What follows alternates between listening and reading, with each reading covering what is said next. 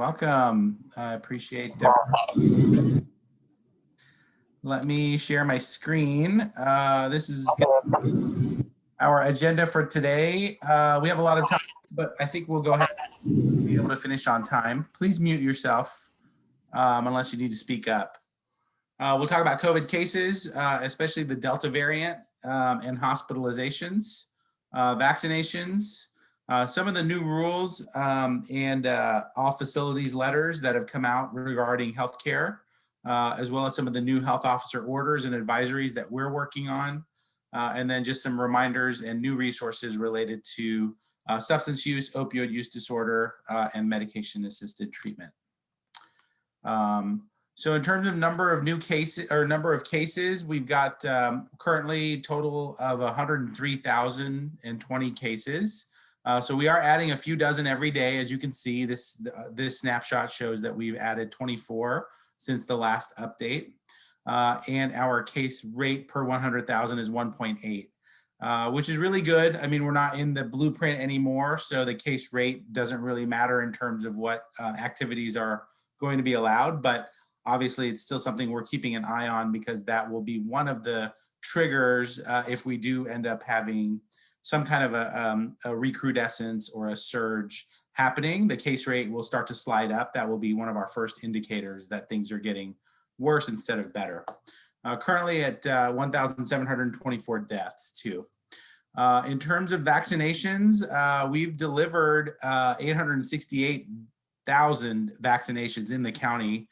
Not all of those are county residents. And so in terms of the number of residents that are fully vaccinated or partially vaccinated, our number is hovering right around 500,000. And if Joe or someone from the vaccination team is on, he could probably provide more details. But we continue to really try to push vaccinations as much as possible. And there's actually a new program from the state that will allow medical providers to get a grant if they are interested in getting approved to be vaccination providers, but they need some capital in order to purchase freezers and do things like that. Just if they need some investments to help them get started to be vaccination providers, the state has a grant available that I'll be sharing with you in a little bit. If you have any other questions or challenges regarding vaccinations, please reach out to us. We're at a point where we really feel like the mass vaccination clinics are no longer needed. And in fact, we're going to demobilize the last of our mass vaccination clinics this week. So thank you for those of you who volunteered at our vaccination clinics. We hope you had as much fun as many others did in being volunteers for this very important effort. We couldn't have done it without we call them our disaster service workers, but really it was just a very diverse cater of nurses, retired physicians, other clinical staff who really helped us with those efforts all over the county. So thank you so much.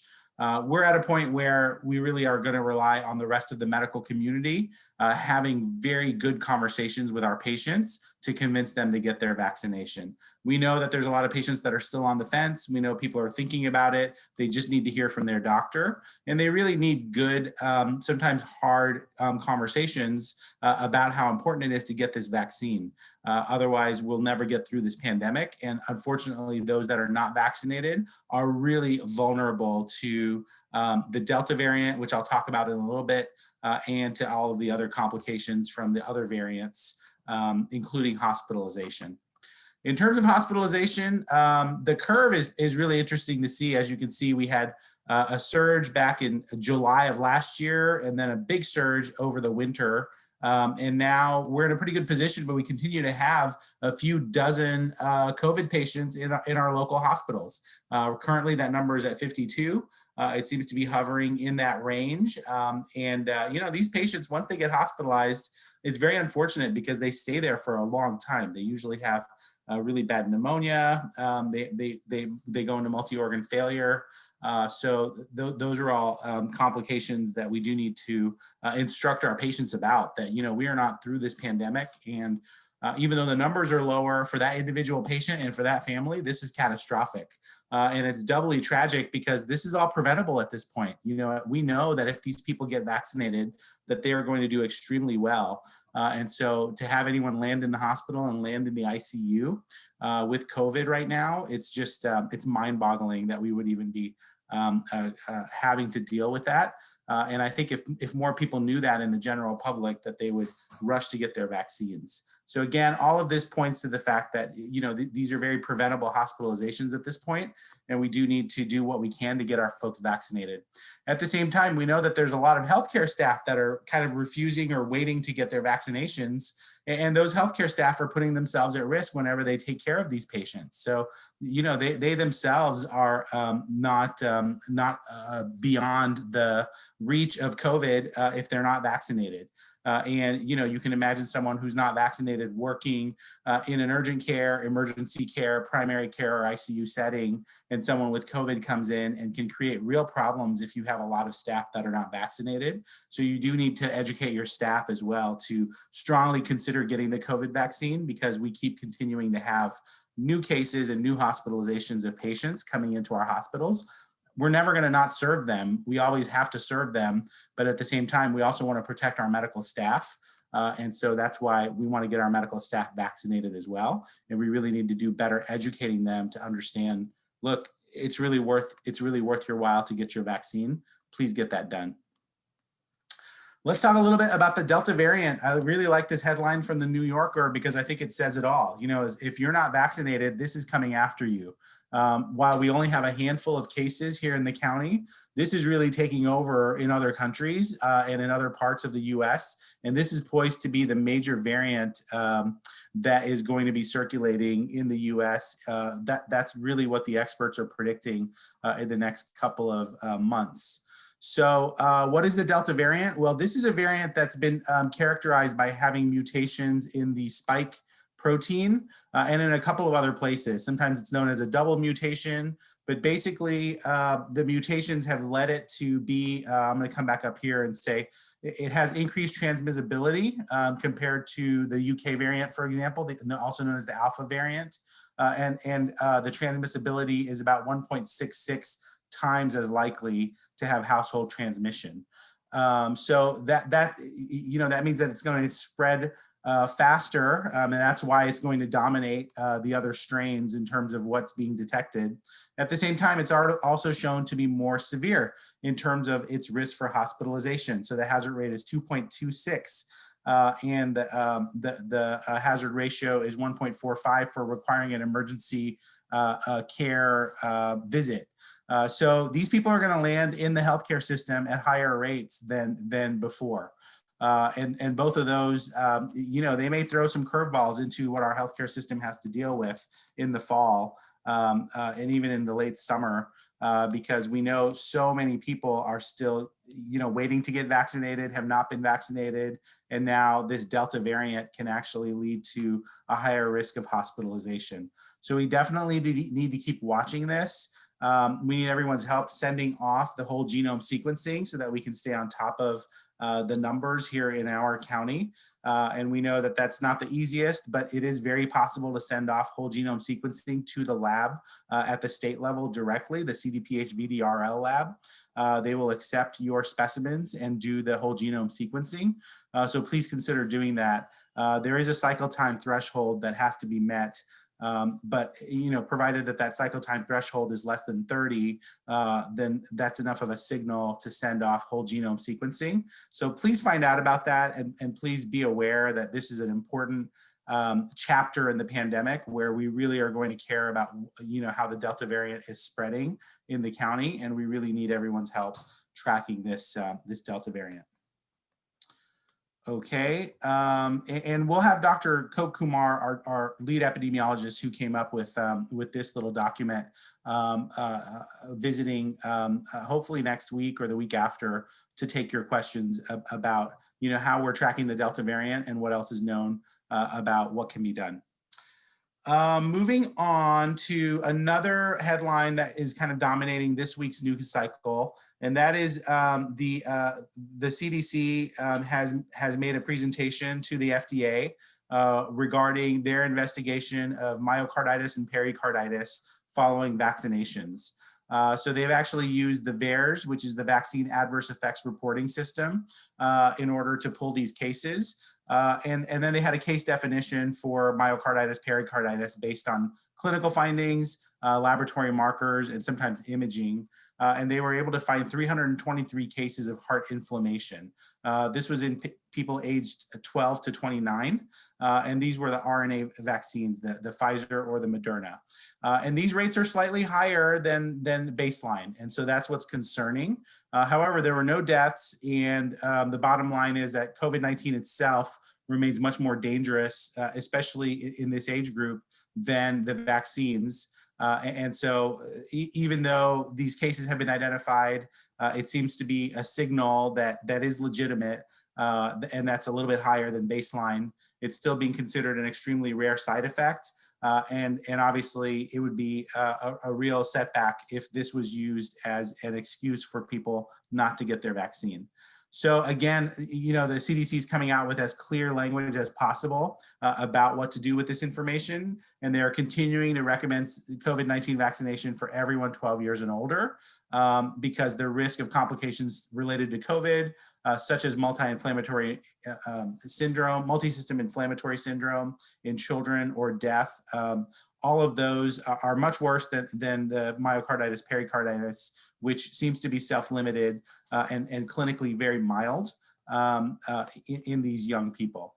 However, if you are seeing young people that are post-vaccination and they're coming in with symptoms, you should know that you may be dealing with a mild clinical case of myocarditis, pericarditis, and you should have some direction about how to work that up. So the CDC website, which I've shared with you, I think up here, tells you exactly what to do. But basically for initial evaluation, you're gonna wanna get an EKG, a troponin, inflammatory markers like CRP, ESR.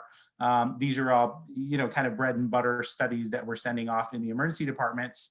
And then, higher levels of studies such as echocardiogram and other cardiac evaluation would certainly be warranted. So please work with your pediatric cardiologists or the adult cardiologists, depending on the patient's age, to figure out a plan for working up these patients, and reassure the patients and their families that the overall prognosis is excellent. That unless they clinically feel terrible and are unable to complete activities of daily living, most of these patients end up recovering. So it really is seems to be a mild type of side effect that's been identified, possibly as a result of the vaccines creating an inflammatory opportunity for myocarditis and pericarditis. And then obviously rule out other causes of these conditions, including COVID itself, which can cause myocarditis, as well as many other viral infections and rheumatological conditions that can also present with similar presentations. So it's kind of an interesting, it's really an interesting development in regards to the vaccines, but it's not unheard of to have myocarditis, pericarditis in adolescents and even young adults. There's a lot of different causes. You want to have a good differential diagnosis. But at the end of the day, if you don't find anything else and they happen to be vaccinated, then certainly you'll want to report that into the vaccine adverse effects reporting system. And the CDC does obviously have a lot of interest in this. So if they do think that this is a legitimate case, then they may follow up with you to provide more information. They're actually studying this pretty deeply, as you can imagine. And so they have pretty good information based on these 300 odd cases, but we do expect that there may be more. Okay, in terms of other miscellaneous news and updates, so, I'm getting a lot of questions, I'm sure all of you are as well, about what to do in the clinical settings. We've obviously made big dramatic transitions with the general public in terms of what they're allowed to do without masks. And so now the question becomes, well, what about healthcare workers? When can we stop wearing the mask? When can we stop wearing the eye protection, et cetera? And right before this call, I once again looked at the OSHA websites, and really not much has changed. They're still saying that in the healthcare setting, that the best thing to do is to protect all workers And that really means using respiratory and eye protection. And so, that's basically what we're advising. And that's really what CDPH is advising, is that we're really not making any changes related to how people need to be doing their work as healthcare workers.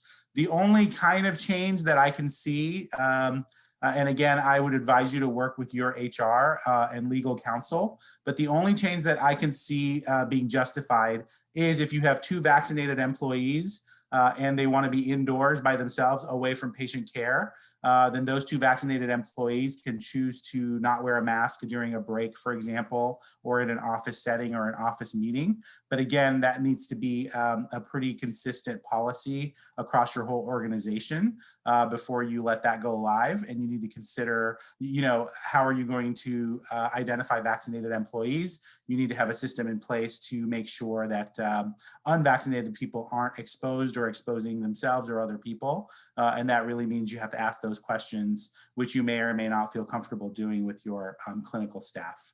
So that's kind of the only change that I can see, based on these websites and what language there is there. Beyond that, especially in patient-facing areas or in areas where you can have a mix of vaccinated and unvaccinated employees, really in the healthcare setting, people still need to wear the masks and the eye protection and do everything as before. We'll definitely let everybody know if that changes. I'm sure that will be very broadly distributed, but for now, that seems to be where things are. In terms of visitation guidance, there's an AFL that came out and it went effective June 22nd. And this basically, the CDPH recommends that hospitals in all counties allow all patients to have up to 2 visitors from the same household at the same time, provided physical distancing can be accomplished and visitors comply with other hospital visitor guidelines. And that AFL contains other details about the types of patients that really should be allowed to have visitors, meaning those that are vulnerable, women having children or having childbirth, patients that are developmentally delayed or have other high emotional needs, et cetera, and those at the end of life. That really hospitals need to be working really hard to make sure that those patients are allowed to have visitors, even if they're not from the same household. Those patients can actually have visitors not from the same household, as long as the rules are followed about hospital visitation. So you can take a look at that link and read through that AFL if that applies to you. And then lastly, like I said, there's a grant to encourage medical providers to become vaccine providers. Physicians can request grants up to $11,000 to purchase freezers or other specialized equipment and other startup costs. They expect to give out 4,000 of these awards. And primary care physicians are a trusted group. They have personal relationships with their patients, which all of you know. And this is basically meant to help facilitate having primary care physicians play a greater role in providing vaccines. This is super important. This is really going to help us kind of close the vaccine gap that we need to close, especially in our most vulnerable populations. So if you're a primary care provider, please, please, please offer the vaccines. And this is just there to help you. If you need help filling out this grant or applying for this grant, or you need other help, then please let us know. We want to make this as easy as possible for you, but we also need you to get in the game and help us reach your patients because there's no other way we're going to be able to reach folks that are in these vulnerable populations. In terms of new health orders, because of all of the changes that the state and OSHA and Cal OSHA have been putting out, we really decided it was time for us to revise our COVID health orders.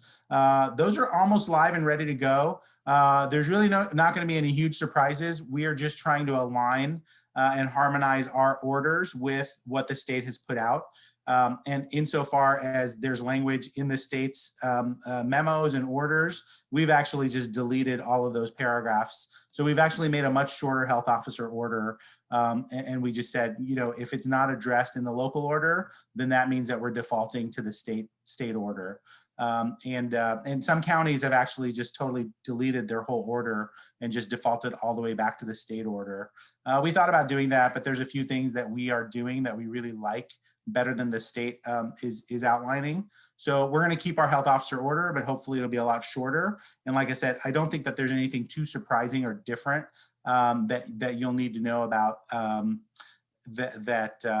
if you don't get a chance to review the order before it goes live.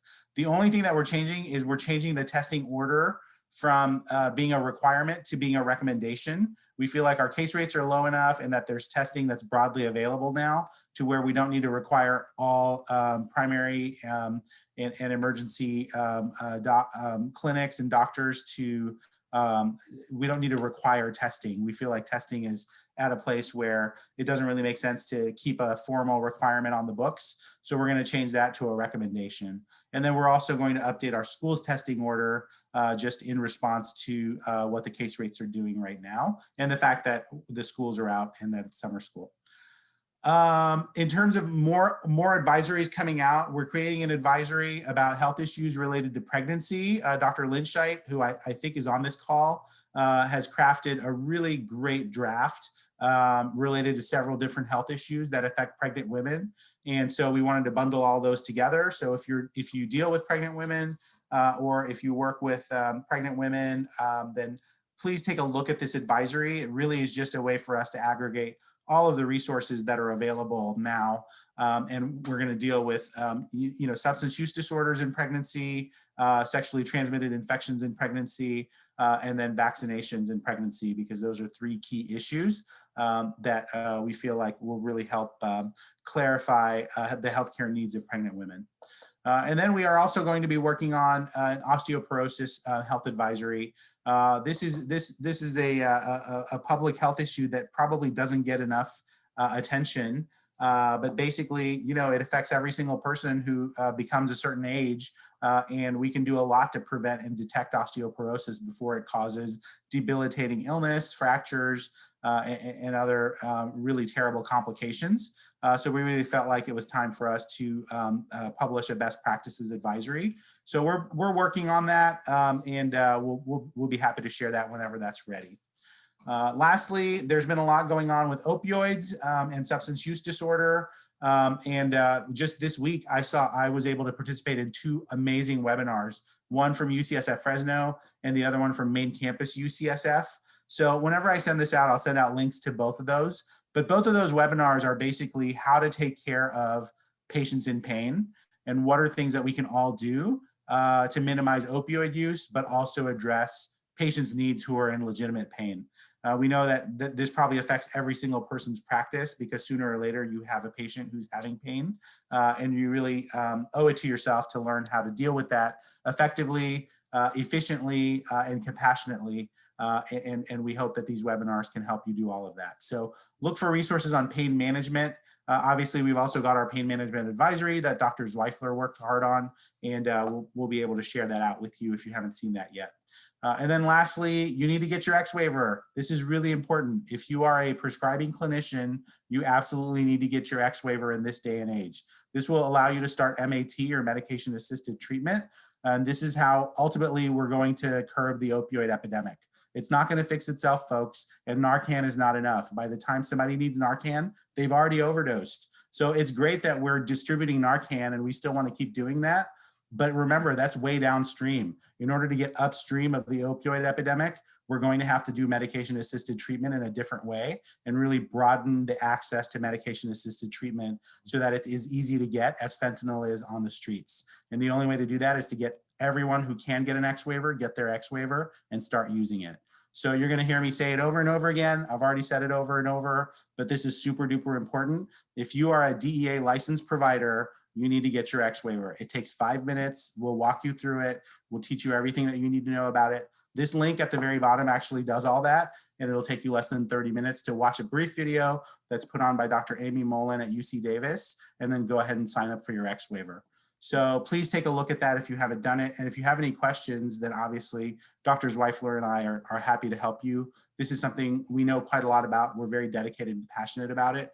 And we just want to be able to share this really great best practice, because it's really easy to do. It helps a lot of patients, and ultimately it's going to save a lot of lives here in our county.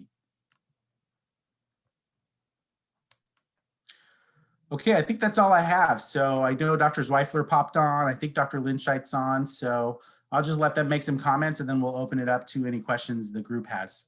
Thank you.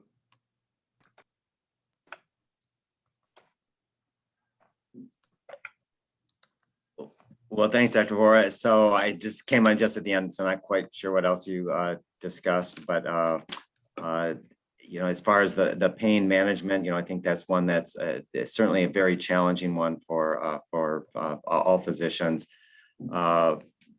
The as the physicians, we want to be patient advocates, and there's times when you feel like you're kind of stuck between what you think is right and what the patient wants. And I think that's so we sometimes feel conflicted when we're managing these patients. So I think that first of all, stick to your basic principles and always be professional and respectful and treat every patient in a dignified manner. At the same time, that doesn't obligate you to do something that you're not comfortable with professionally. So use your professional judgment, but do it consistently and in a organized fashion.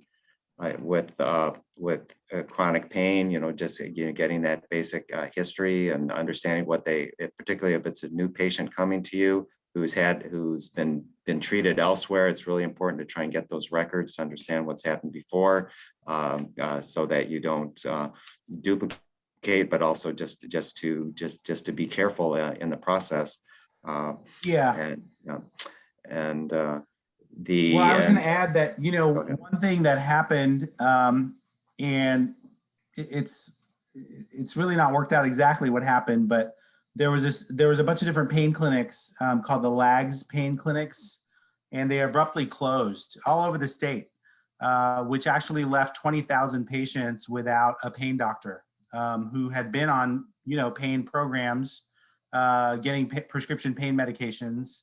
And the Department of Healthcare Services at the state level was conducting an investigation, and then they basically that precipitated the abrupt closure of these clinics. So like I said, I don't have all of the information about what happened, but the bottom line is there's these patients that are now kind of lost in the system through no fault of their own. They've basically been cut off from the pain medications and the pain doctors that they were seeing before. And they're going to make their way into our emergency departments, into our primary care practices. And I hope that we can all take some time to work with them and really help them out with some of these best practices related to pain. So you're probably going to hear about these patients because they're out there. I mean, the few times that I've worked in the emergency department in the last month, I've already seen some of these patients because they've had nowhere else to go and they ended up in the emergency department with exactly that story. So I know that they're out there and we're happy to help you. So let us know. I mean, some of these patients, they're amenable to having a change in their plan and possibly tapering down and off of opioids, which is ideal. Other patients may require the MAT program because they've basically developed opioid use disorder. And then they actually benefit from being switched over to something like Suboxone. And some patients are just going to require, depending on what condition they have, they are going to require opioids, and we just need to be safe about, exactly how to prescribe those, but also consider the dozens of other strategies that are out there for pain management.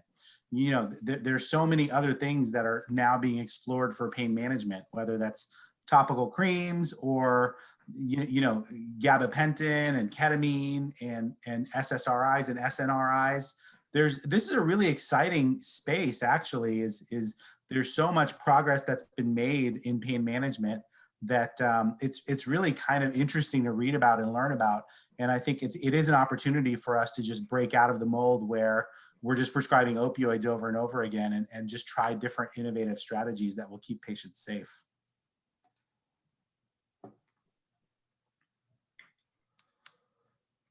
Any other comments related to that? We're going to go through the chat and just talk about, thank you for some of these questions in the chat. So one question that came up is, what is the baseline rate for myocarditis from COVID? That's a good question. Dr. Alzon, and he's an ID doctor. I don't know off the top of my head what the baseline rate is for, whenever people get COVID, how many of them go on to have myocarditis. but it's not insignificant. You know, whenever people end up having a prolonged or severe hospitalization from COVID or a death, it's usually related to multi-organ failure. And, you know, that can actually mean not only the pneumonia, but also vascular complications.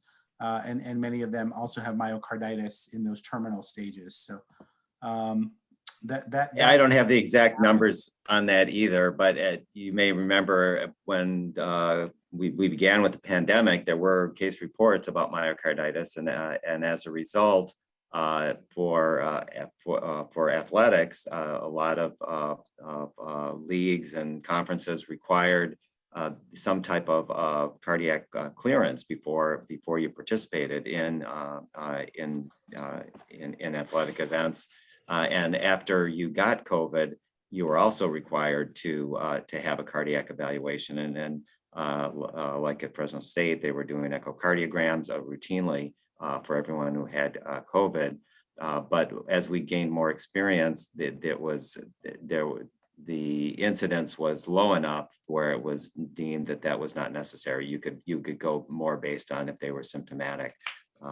So that doesn't answer the question directly, but the rates were low enough that it was not that what initially the concern was to a degree where anyone returning after COVID was required to go through a cardiac clearance. That requirement was modified, and so instead it was based more on if you were symptomatic, then further testing would be required. Great, thank you. Another question from the chat is, do healthcare workers still need to be 6 feet apart from their workstations? Yeah, that's a good question. I don't know that that's a hard rule. I think that that's a best practice. I think if they're wearing a mask and if they're vaccinated, then those layers of protection do afford them a little bit more protection. And the workstations, if they do have barriers, can actually be closer. So I think that you can do a few things if you need to have people working at less than 6 feet apart.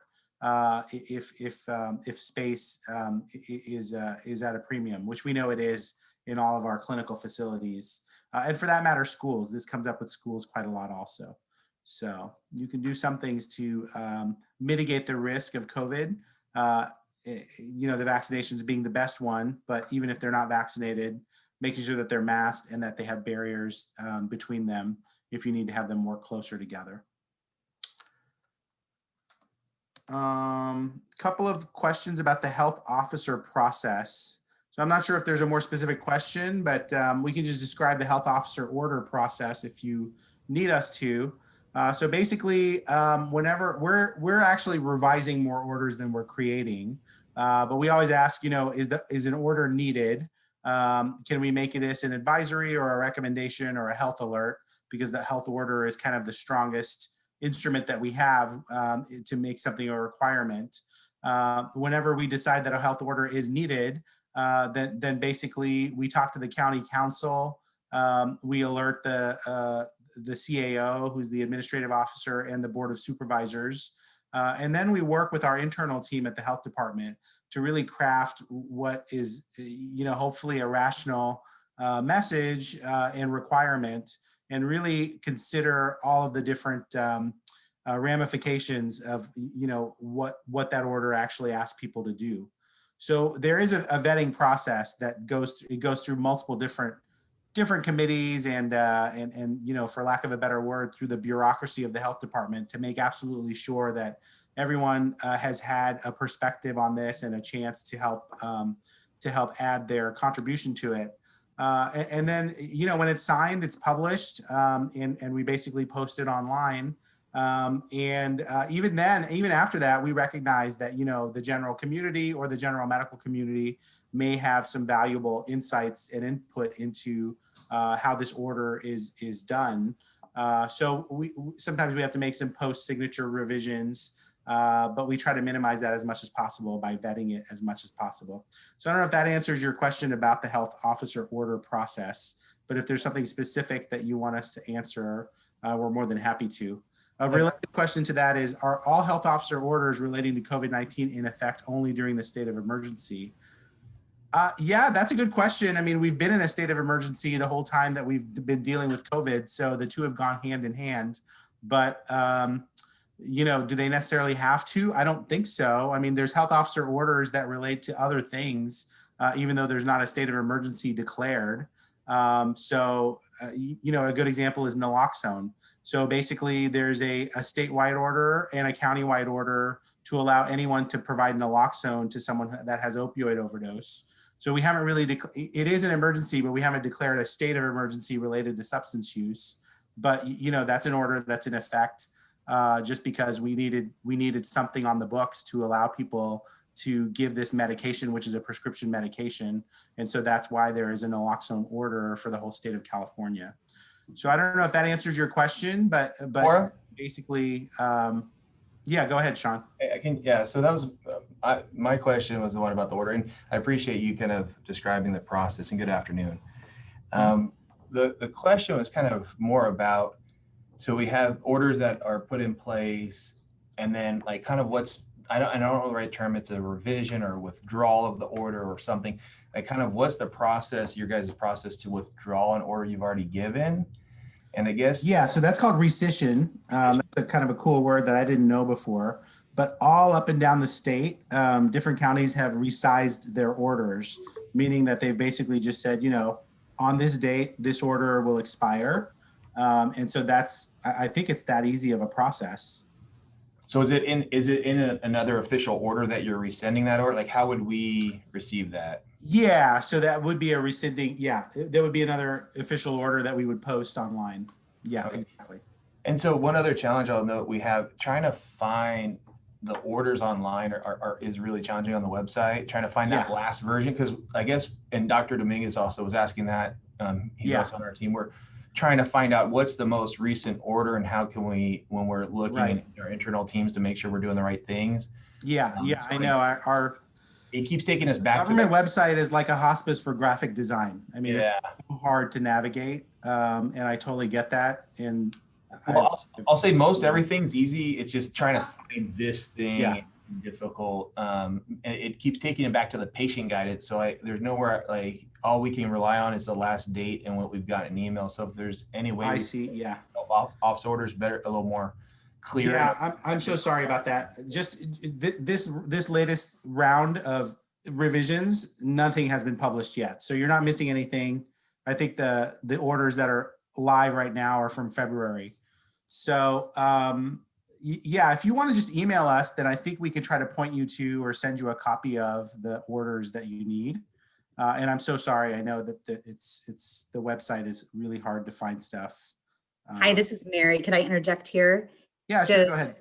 When you go to what I think you're finding on our COVID page and it says health officer orders, that is the isolation quarantine order. It's just there's some patient guidance at the very top of that.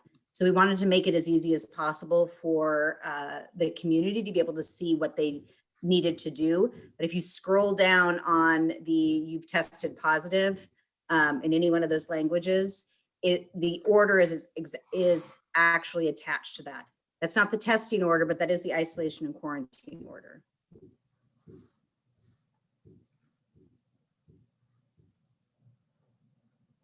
Thanks, Mary. Sure. Okay. There's another great question here. I work for a skilled nursing facility. Our CNAs, LVNs, and RNs are required to get COVID tested weekly. Would the order changing testing from a requirement to a recommendation apply to our staff?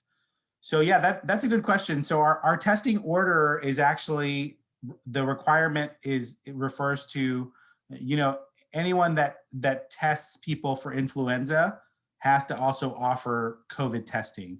So that's kind of, we built that order right before flu season hit last year.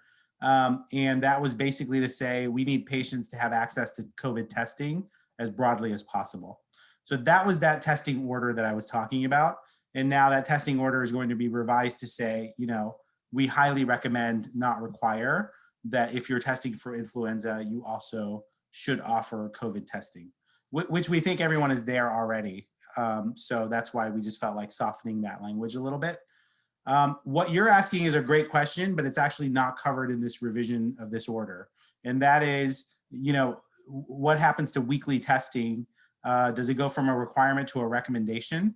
And that is actually something that the licensing and certification folks will need to adjudicate for you. So that's really not something that the local health jurisdictions are deciding. That's really based on, it's usually CDPH, licensing and certification, and they're the ones that set that rule about skilled nursing facilities. And you could work with them. And obviously, I would actually support if you wanted to do less frequent testing in your vaccinated employees, then we would support that. But that's something that really it's up to them to make that decision. So, and CDPH did put out something recently regarding that. So if at least 70% of your staff is vaccinated, and of all the staff and residents at a facility are vaccinated, then you do not need to do routine weekly testing. But if that number is less than 70%, then you're expected to continue to do 70% of all staff, including those who are vaccinated. Do we still need to take a temperature check every morning? And do we still need to do the symptom questions every afternoon? What we're telling people is no on the temperatures and yes on the symptom questions, because we do want to screen people for COVID symptoms. But it's pretty evident to everyone that's been doing this for the last 15 months that temperature checks are just super low yield, and it just doesn't seem to make sense to require those because they just haven't really let us have an advantage in terms of our COVID surveillance at workplaces. So we feel fine with workplaces, even healthcare workplaces, not doing temperature checks at the start of shifts, but we do still want people to screen their employees. And that's pretty broad. Schools are still screening kids, different retail places are still screening their employees. And so healthcare places should still continue to screen with just symptom checks. And, there's a lot of apps out there and there's automated ways to do it. So you don't have to bottleneck your entrances to do it during the actual entrance. People can actually fill out the questions on their way into work or before they come into work. But they still need to attest to the fact that they're asymptomatic when they start their shift. Okay, do we still continue contact tracing logs in each resident's room in the green zone? I'm not sure exactly what you're referring to. I think that's a sniff question. And I would say yes. It's important for us to continue to do contact tracing whenever we have an outbreak, and contact tracing logs are really an important tool for us to know exactly who interacted with a positive patient so we can track them down. So yes, please continue that. Hi, this is Mary again. Can I interject here? COVID is part of the California Code of Regulations, Title 17, and so it's required to be reported. And it really does help when you are keeping an eye on what's happening in your facility and knowing who's been in contact with an individual. So when we get that report, it helps when we can collaborate together to identify any individuals. So as Dr. Vohra said, continuing to contact trace is really an important piece to mitigate not only COVID, but other potential infectious diseases.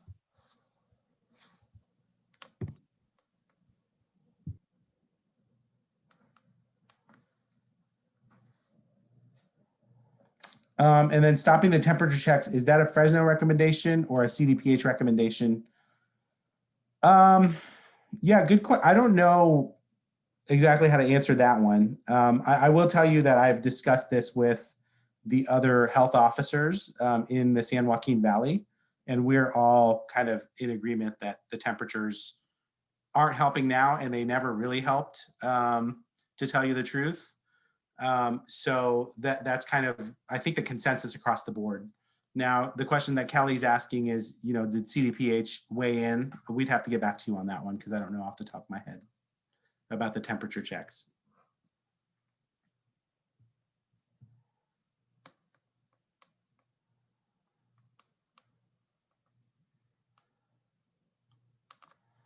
And then is the stopping the temperature check only for employees or patients as well? Yeah, good question. I mean, if you're screening folks, then you don't necessarily need to do temperature checks on patients or visitors. I think you mean visitors. With patients, I mean, the temperature is one of the vital signs, so that one's going to be hard to not do on patients, at least periodically when you check vital signs. So for employees or visitors, yeah, I think it's okay to stop the temperature checks.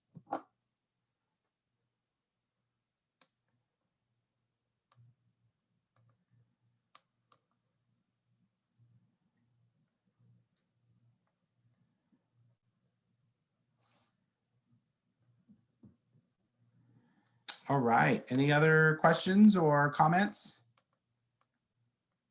These are great questions. Thank you all.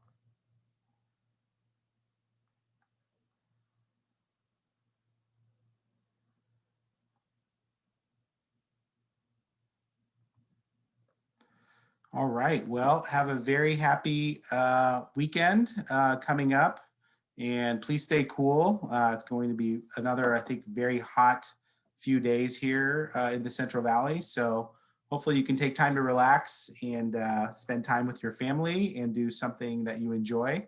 And we'll see you again next week with more updates. Thank you so much. I appreciate it. Dr. Vohra.